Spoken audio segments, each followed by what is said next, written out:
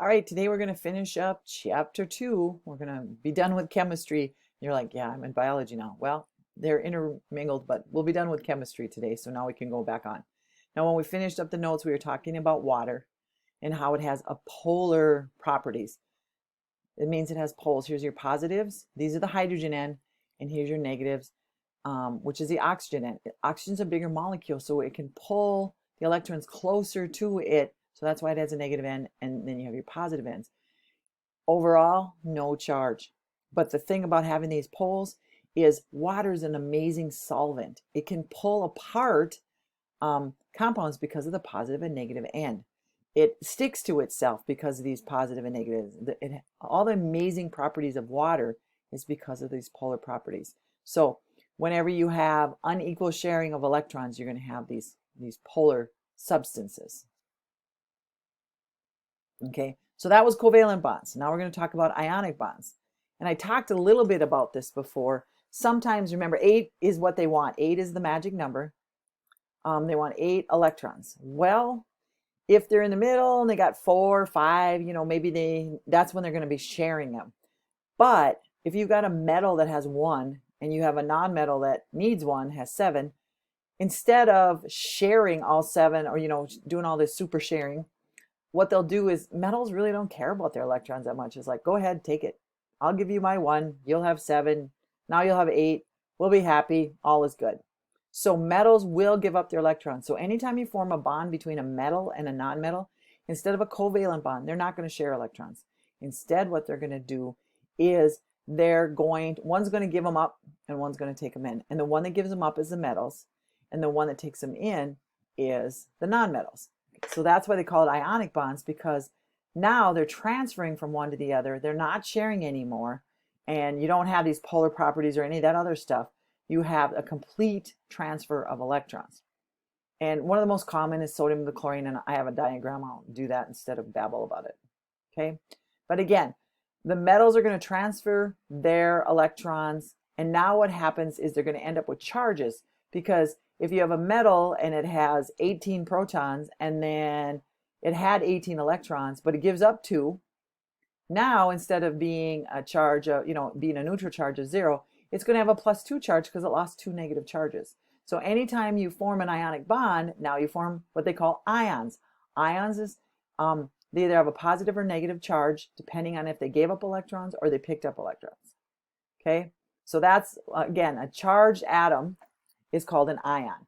And again, an ion results from giving up electrons or taking in electrons. The proton number stays the same, but the electron number is going to change, and so that's why they have a charge. Here's again, if you look at sodium, sodium has 1 on the very outside. Now it has a choice. Give up 1 or pick up 7. It's next to impossible to pick up 7, so what it's going to do is say, hey, take this 1. Now you see what sodium looks like. It's got 8 in its outer because it gave up that whole layer. And chlorine, who has 7, it's like looking for 1, I'm just looking for 1. Well, here you go. Take my 1. Now it has 7. Okay, so 8, excuse me. So it had 7, now it has 8. Sodium gave up its 1, so now it has 8. So now they're both stable. Okay, but sodium had 23 protons and 23 electrons. Well, now it lost one of its electrons, so it's got a +1 charge. Now it's called an ion. Chlorine had 17 protons. It has 17 protons. Now it has 18 electrons because it gained 1. So now it has a -1 charge. So if they gain electrons, they become negative. If they lose electrons, they become positive. And they can lose up to like 3 electrons, and they can gain up to about 3 electrons. 4 is iffy, but 1, 2, and 3 on both sides. Okay, so if they gain electrons, they're called a cation. Okay, if they become positive, if they become positively charged, they don't gain electrons, they lose electrons. Sorry about that. So the way I remember it is a cation is positively charged. Any of you guys that have a cat know you're pretty positive when you come home the cat's done something and is in trouble. So I'm positive the cat's in trouble. That's how I know a cation is positive. And an anion is negative, and you don't have to remember that. You can wipe it from your memory banks, but that's how I keep the two of them straight. So if they lose electrons, they're a cation because they become positive. If they gain electrons, they're an anion because they became negative. Okay, and then the positive and negative ion charges now actually attract them, so they hang together. It's a really, an ionic bond is a very strong bond. That positive and negative attraction really holds them together well. Okay, whenever you take a metal and a non-metal and you put them together and form an ionic compound, you get what they call a salt. Okay, not all, it's not just sodium chloride, the stuff you put on your food.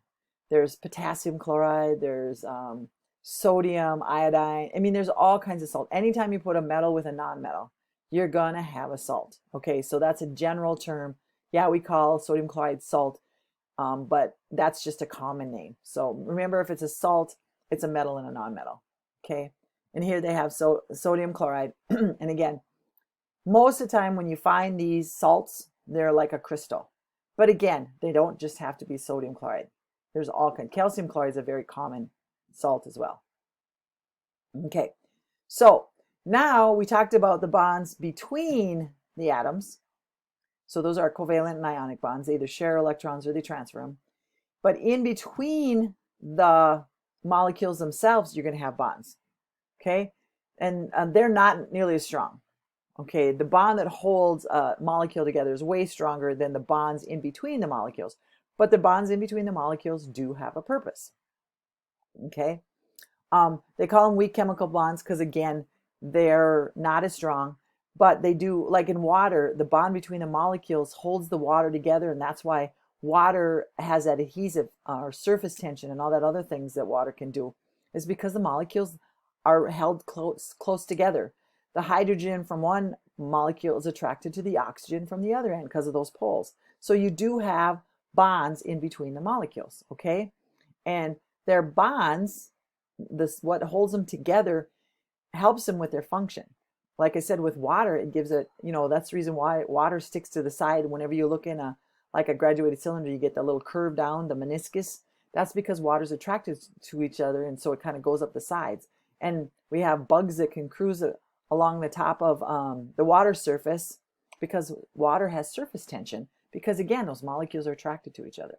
Okay, if you can reverse those weak bonds, you can use it to your advantage. And again, I'll show you some examples of that here.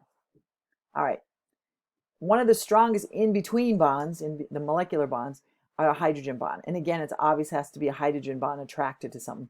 Since hydrogen is such a small molecule, it's attracted to a lot of things. Okay, and again, you have those poles. So hydrogen bonds are attracted. They're a very, very good bond in between the molecules. Again, that's one of the reasons why water has good intermolecular bonds, is because it has a lot of hydrogen. Okay, in a living cell, in us, the electronegative partners of hydrogen are usually oxygen and nitrogen. There can be other things, but those are the most common. Okay, if you think about water, the hydrogen bond's attracted to the oxygen. And again, it gives it certain properties that make it a stronger bond. It gives it, this adhesion qualities, the surface tension, all those other things. Okay. There's one force in all molecules. It's called the van der Waals. I'm sure that's the name of the guy that figured them out. But there's always a force in between the particles. Some of things is strong, some it's not so much. But what it does is it causes the molecules not to be distributed evenly. Okay, sometimes they accumulate on one end and nothing on the other end. Okay, so van der Waals is a weak intermolecular force that causes the molecules not to spread out evenly. Okay, and they're close together. As a result of those charges, you get attractions in between the molecules, and again, you get some kind of properties, some sort of things that happen, characteristics that happen because of these forces. Okay, here's an example, like in a gecko. If a gecko is a lizard, and it has like sticky pods that it can go up things to escape from, because it's just a little guy, so it needs to escape from predators. So what it has these little hairs. They call them gecko toe hairs. They're on the bottom of their feet, not the top.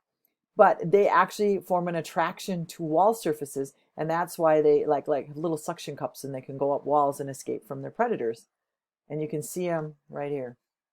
Okay, there's van der Waals forces in here that are attracted to the wall, and they're just on the ends. And again, that's why the geckos can suction cup up. Maybe that's what Spider-Man has. I'm not sure, but anyway, This is the way that they can stick to the walls, is these van der Waals forces. Excuse me.